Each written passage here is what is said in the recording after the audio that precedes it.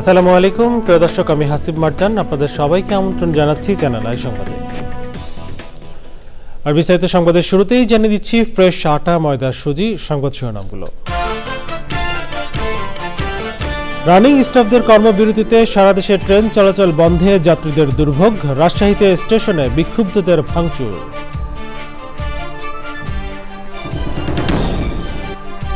রাজধানীর আশপাশের এলাকায় বেড়েছে চুরি, ছিনতাই, ডাকাতি। পুলিশের মনোবল না ফেরাকে কারণ বলছেন অপরাধ বিশেষজ্ঞরা। চলতি শিক্ষাবর্ষ থেকে ঢাকা বিশ্ববিদ্যালয়ের সাথে 7 কলেজের অধিভুক্তি বাতিল। 3 দফা দাবিতে কলেজ শিক্ষার্থীদের 24 ঘন্টার আলটিমেটাম।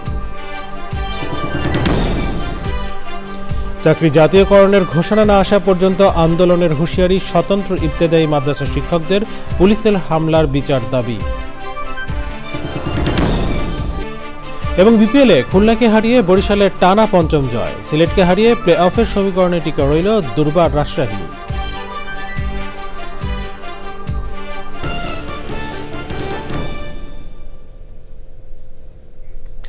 সংবাদ শিরোনামগুলো জানাচ্ছিলাম। এখনকার সংবাদের জন্য একই সঙ্গে চ্যানেলের ইউটিউব চ্যানেলে এবং চ্যানেলের ওটিটি প্ল্যাটফর্ম আই স্ক্রিনে লাইভ স্ট্রিম হচ্ছে। চলে হচ্ছে বিস্তারিত সংবাদে। বিভিন্ন দাবিতে চালক, সহকারী চালক, গার্ড ও টিটিইরা কর্মবিরতি পালন করায় সারা দেশে ট্রেন চলাচল বন্ধ রয়েছে। রানিং স্টাফদের কর্মবিরতির কারণে সোমবার রাত 12টার পর শিডিউলে থাকা ট্রেন চলাচল বন্ধ হয়ে যায়। ট্রেন চলাচল বন্ধ হওয়ায় দুর্ভোগে পড়েছেন যাত্রীরা। রেলপথ মন্ত্রণালয় থেকে ট্রেন চলাচল স্বাভাবিক রাখতে কর্মসূচি প্রত্যাহারের আহ্বান জানালেও দাবি আদায় অনড় রয়েছে রেলওয়ের রানিং স্টাফ ও শ্রমিক কর্মচারী সমিতি। মূল বেতনের সাথে রানিং অ্যালাওয়েন্স যোগ করে পেনশন প্রদান সহ বিভিন্ন দাবি রয়েছে রানিং স্টাফদের। ট্রেনে প্রতিদিন প্রায় 3 লাখ যাত্রী যাতায়াত করেন এবং অনেক টিকিটই অগ্রিম বিক্রি হয়ে যায়। ট্রেন চলাচল বন্ধের পর কমলাপুর রেল স্টেশনে খবর জানতে আমরা যাচ্ছি লালা নরসিনের কাছে। নরসিন, রানিং স্টাফদের কর্মবিরতির কারণে কমলাপুর রেল স্টেশনের চিত্র কেমন দেখছেন, আর অপেক্ষমান যাত্রী কি আছে ওখানে?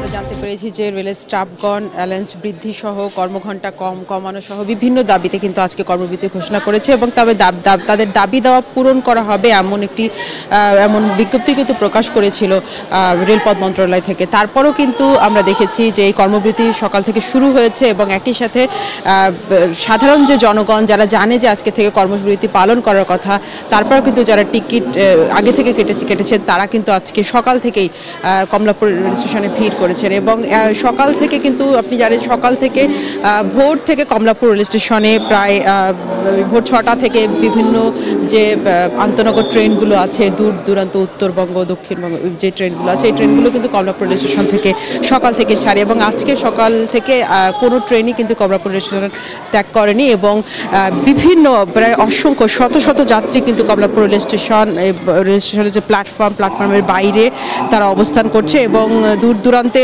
যে কেউ হয়তো 1 সপ্তাহ আগেও কারো টিকিট কাটা ছিল, পূর্বে যে কাটাগুলো টিকিট, সেই টিকিট কাটা সত্ত্বেও কিন্তু তারা যে ট্রেনে যে গন্তব্যস্থলে যেতে পারছে না সেই ভোগান্তির কথা কিন্তু তারা উল্লেখ করেছেন এবং অনেককে আমরা দেখলাম যে অনেকেই স্টেশনের যে কাউন্টারগুলো আছে সেই কাউন্টারগুলোতে অনেকেই টিকিট ফেরত দিয়ে অনেকে টাকা নিয়ে নিচ্ছে এবং এখানে উত্তরবঙ্গগামী বেশিরভাগ ট্রেনে কিন্তু অসংখ্য যাত্রী কমলাপুর স্টেশনে সকাল থেকে কমলা পুলিশ স্টেশন থেকে যাতায়াত করে এবং আমরা প্ল্যাটফর্মে দেখেছি অপেক্ষারত বহু যাত্রী তারা হচ্ছে সকাল থেকে অপেক্ষা করছেন। তারা কোনো একটি সিদ্ধান্তে আসার জন্য কিন্তু অপেক্ষা করছেন যে হয়তো রেলপথ মন্ত্রণালয়ের লোকজন কমলা পুলিশ স্টেশনে আসবেন, এসে এই যে সমস্যা শ্রমিকদের যে দাবি দেওয়া, কর্মচারীদের যে দাবি দেওয়া, সেই দাবি দেওয়ার একটা শুরু হবে এবং স্বাভাবিক নিয়মে ট্রেন চলাচল শুরু হবে এবং যাদের যে পূর্ব নির্ধারিত যে বিভিন্ন গন্তব্যে যাওয়ার জন্য যাত্রীরা এখানে আছেন তাদের সেই ভোগান্তি দূর হবে। হাসিব। নওশিন, আপনাকে ধন্যবাদ। কমলাপুর রেল স্টেশন থেকে জানাচ্ছিলেন লায়লা নওশিন। সবিস্তারে রানিং স্টাফদের ধর্মঘটের প্রভাব পড়েছে সারা দেশের রেল যোগাযোগে। সেই সাথে সারা দেশের রেল যোগাযোগ বন্ধ থাকায় রাজশাহী স্টেশনে ভাঙচুর চালিয়েছেন বিক্ষুব্ধ যাত্রীরা। স্টেশনের টিটিই রুমে টেবিল ও চেয়ার ভাঙচুর করা হয়। এছাড়াও অপেক্ষারত যাত্রীদের জন্য রাখা চেয়ারও ভাঙচুর করা হয়।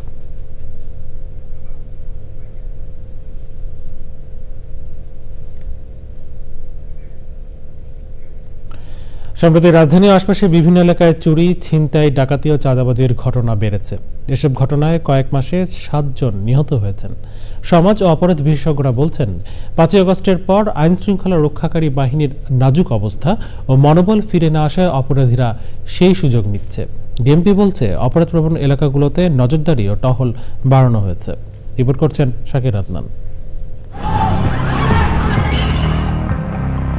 রাজধানীর অন্তত 18টি এলাকা এখন চুরি, ছিনতাই, চাঁদাবাজি ও ডাকাত চক্রের হটস্পট। অস্ত্র নিয়ে ছিনতাইকারীদের মহড়া প্রায়ই দেখা যায়। শুধু নগদ টাকা, ব্যাগ ও মোবাইলই নয়, মোটরসাইকেল, সিএনজি ও ব্যাটারি চালিত অটোরিকশাও ছিনিয়ে নিচ্ছে তারা। প্রকাশ্যে কুপিয়ে ও গুলি করে চলছে ছিনতাই, চাঁদাবাজি। ঢাকা মেট্রোপলিটন পুলিশের তথ্য অনুযায়ী গত অক্টোবরে ছিনতাইয়ের মামলা হয়েছে 20টি, নভেম্বরের 27টি, ডিসেম্বরের প্রথম 10 দিনে হয়েছে 7টি। ছিনতাইকারীর হাতে প্রাণ হারিয়েছেন 7 জন। পুলিশ সদর দপ্তরে ক্রাইম ডেটাবেসে দেখা যায় 2024-এর ডিসেম্বরে সারা দেশে 159টি ডাকাতির মামলা হয়েছে। নভেম্বরে এই সংখ্যা ছিল 133টি। গোয়েন্দা সংস্থার এক প্রতিবেদনে রাজধানী ও এর উপকণ্ঠে 432টি ছিনতাইয়ের স্থান চিহ্নিত করা হয়েছে। এসব স্থানে কমপক্ষে 979 জন ছিনতাইকারী সক্রিয় এবং তাদের বেশিরভাগই ফৌজদারি মামলার আসামি। গত কয়েক মাসে ছিনতাইয়ের ঘটনায় 864 জনকে গ্রেপ্তার করেছে ডিএমপি। অপরাধপ্রবণ এলাকাগুলোয় নজরদারি ও টহল বাড়ানোর পরামর্শ দিয়েছেন সমাজ ও অপরাধ বিশেষজ্ঞরা। তারা অ্যাগ্রেসিভ কোনো রোল প্লে করতেছে না।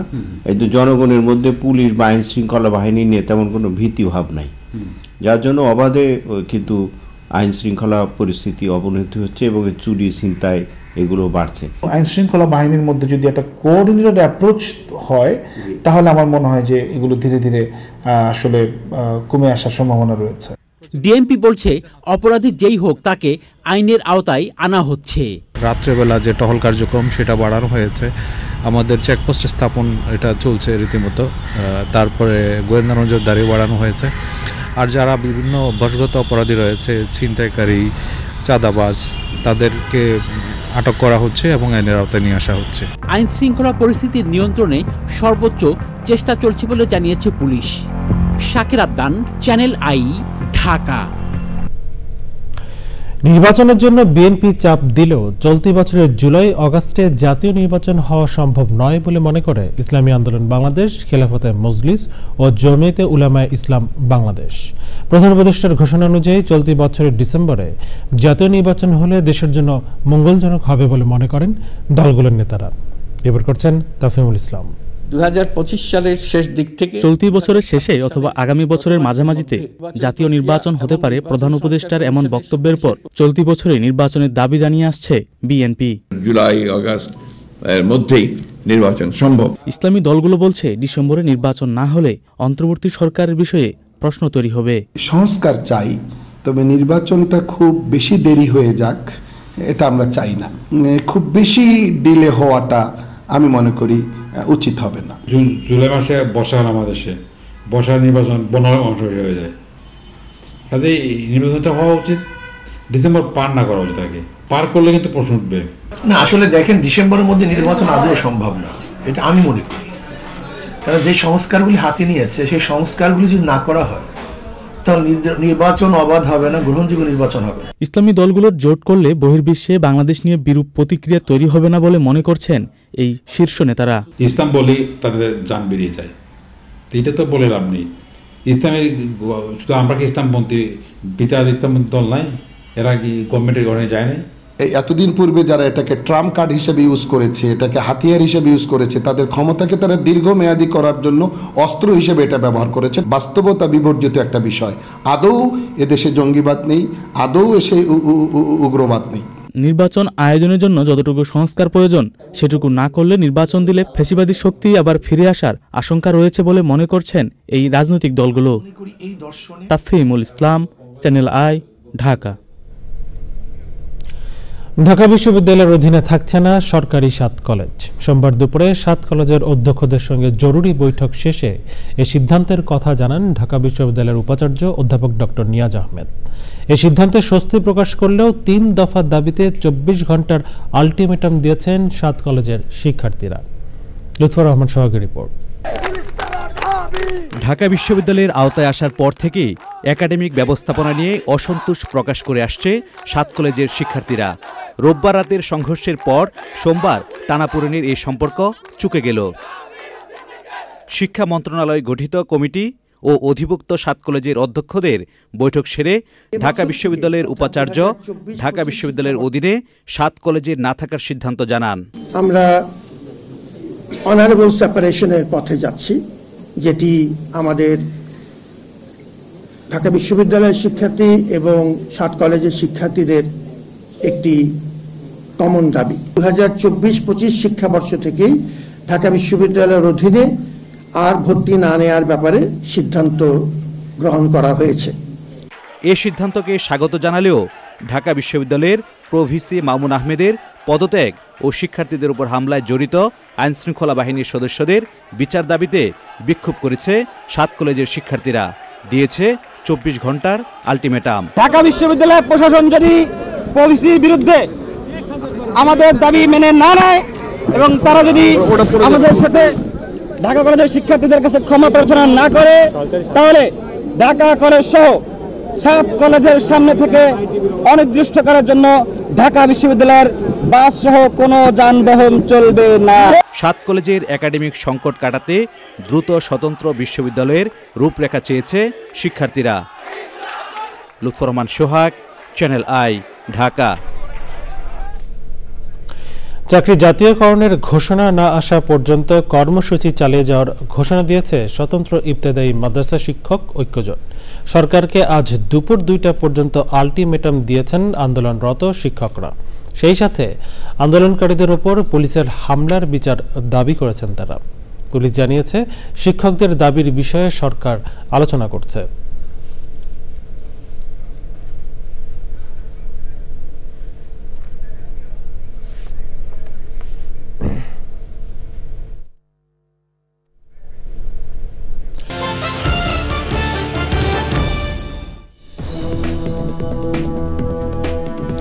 ফিরে এলাম বিরতির পর। স্বাগত আর একবার চ্যানেল আই সংবাদে। মাদারীপুর পৌর শহরে অবৈধভাবে দখল হওয়া খালগুলো পুনরুদ্ধারে মাঠে নেমেছে পৌরসভা। খাল উদ্ধার নিয়ে জানতে মাদারীপুর শহরের সৈদারবালি এলাকা থেকে যুক্ত হচ্ছেন রাহাত হোসাইন। আমরা সরাসরি যাচ্ছি তার কাছে। রাহাত, খাল পুনরুদ্ধার কার্যক্রমের সবশেষ তথ্য আমাদের জানান।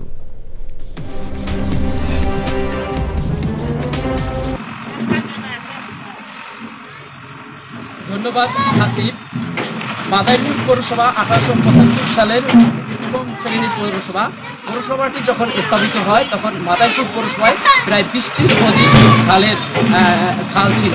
এই কালক্রমে দখল এবং প্রভাবশালীদের দখলের কারণে এবং দূষণের কারণে তা কালক্রমে ভরে উঠেছে এবং এই খাল ভরা খাওয়ার কারণে পৌর এলাকায় তীব্র জলাবদ্ধতা কিন্তু দেখা দিয়েছে। বিশেষ করে মোবারকদি, পানিছত্র সহ আশেপাশের অধিকাংশ এলাকায় সামান্য বৃষ্টিতে কিন্তু ঝরে জলাবদ্ধতা সৃষ্টি হয়। এইসব এলাকার বিশেষ করে পৌরবাসী অধিকাংশ এলাকারই দীর্ঘদিনের যে দাবি ছিল যে পৌর এলাকার যে খালগুলো রয়েছে সেগুলো পুনরুদ্ধারটা, কিন্তু এই পৌরবাসীর বিভিন্ন দাবি করা সত্ত্বেও এটা বাস্তবায়ন না হলেও পৌর প্রশাসন হাবিবুল আলম যোগদান করা সত্ত্বেও পরে উদ্ধার কার্যক্রম শুরু হয়েছে।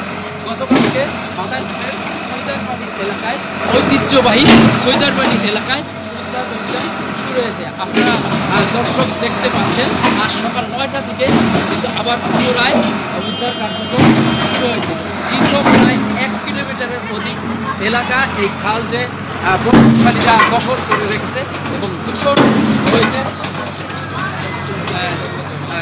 দূষণের ফলে যে ভরাট হয়ে গিয়েছে সেই সংস্কারের জন্য প্রশাসন কাজ করে যাচ্ছে এবং মাদারীপুর শহরের যে সকল খালগুলো রয়েছে এইগুলো উদ্ধারে পৌর প্রশাসন কাজ করে যাবে বলে আমাদের জানিয়েছে এবং এই বর্তমানে 7টি খাল উদ্ধার করা সম্ভব বলে পৌরসভা থেকে জানানো হয়েছে। এই খালগুলো উদ্ধার হওয়া না পর্যন্ত কার্যক্রম চালাবে বলে জানিয়েছে পৌরসভা।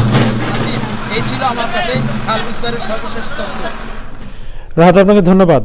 মাদারীপুর থেকে সরাসরি জানাচ্ছিলেন রাহাত হোসেন। কানাডার টরন্টোর হোপ চার্চে পিডিআই কানাডা আয়োজন করে বাংলাদেশের সংবিধান নিয়ে মুক্ত আলোচনা।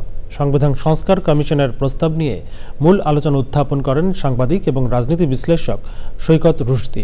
বক্তারা বলেন, নির্বাচিত সরকারের মাধ্যমেই সংবিধান সংস্কার হওয়া প্রয়োজন। পিডিআই সভাপতি আজফর সৈয়দ ফেরদৌসের সভাপতিত্বে সহ পরিচালনা করেন সাধারণ সম্পাদক মনির জামান রাজু। সংস্কার কমিশনের প্রস্তাবের বিভিন্ন দিক নিয়ে আলোচনা করেন আইনজীবী নুসরাত সাথী, সাবেক ছাত্রনেতা নাসিরুদ্দোজা, সাংস্কৃতিক সংগঠক আহমেদ হোসেন, শ্রমিক নেতা শাহিন হাসান, কমিউনিটি নেতা ফখরুল ইসলাম চৌধুরী, তরুণ সংগঠক ফাতিন ইশরাক, মাহির আসহাব, পিডিআই নেতা বিদ্যুৎ রঞ্জন ডে এবং সোমেন সাহা। আলোচকরা বলেন, বাংলাদেশের সংবিধান 17 বার সংশোধিত হয়েছে প্রধানত শাসকের প্রয়োজনে। বক্তারা আশা করেন, এবার যদি সংশোধন করতে হয় তা যেন বাংলাদেশের মানুষের জন্য হয় এবং নিশ্চিতভাবেই একটি নির্বাচিত সরকারকেই এই দায়িত্ব পালন করতে হবে। এবারে রয়েছে নিটোল টাটা কৃষি সংবাদ।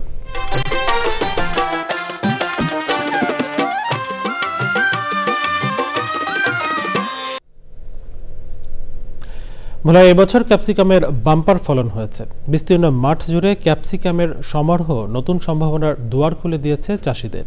স্থানীয় বাজার ছাড়িয়ে ঢাকা সহ দেশের বিভিন্ন জেলায় যাচ্ছে এই ফসল।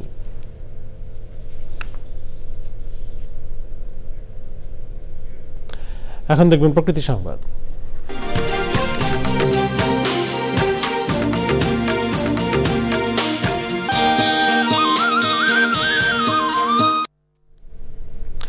প্রবাদ কিংবা প্রবচনে নয়, নড়াইলে রাতারাতি পুকুর চুরির অভিযোগ উঠেছে।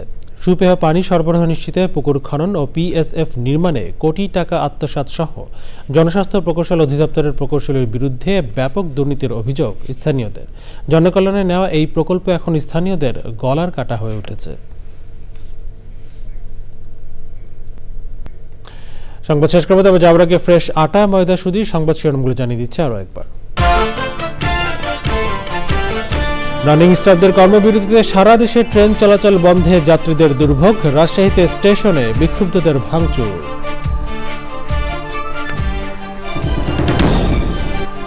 রাজধানী ও আশপাশের এলাকায় বেড়েছে চুরি, ছিনতাই, ডাকাতি। পুলিশের মনোবল না ফেরাকে কারণ বলছেন অপরাধ বিশেষজ্ঞরা।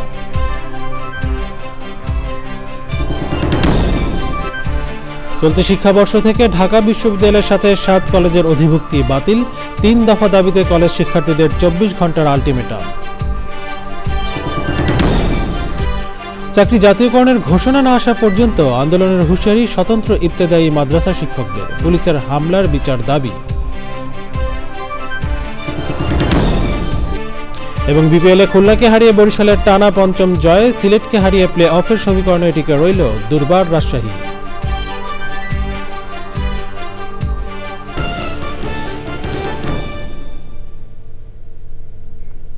চ্যানেল আইয়ের সর্বশেষ সংবাদ জানতে ভিজিট করুন channelionline.com-এ। যুক্ত থাকুন আমাদের সোশ্যাল মিডিয়া প্ল্যাটফর্মগুলোর সাথে। এই ছিল চ্যানেলের সংবাদ এখনকার আয়োজন। এতক্ষণ সাথে থাকার জন্য ধন্যবাদ সবাইকে।